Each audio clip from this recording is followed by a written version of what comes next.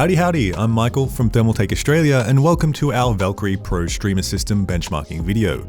Here we'll be showing you some gaming benchmarks using our new PC designed specifically for gaming and streaming, utilizing 3 of the most popular games right now: Overwatch, Modern Warfare, and Apex Legends.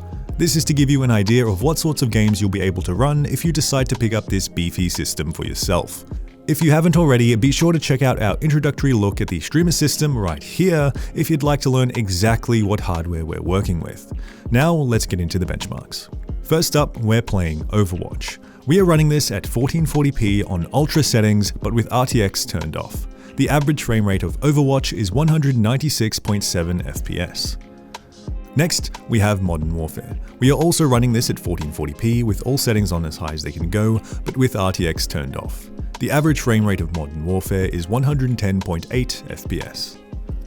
Finally, we have Apex Legends. Just like the others, we are also running this at 1440p with all the settings on as high as they can go, but with RTX turned off. The average frame rate of Apex is 140.1 FPS.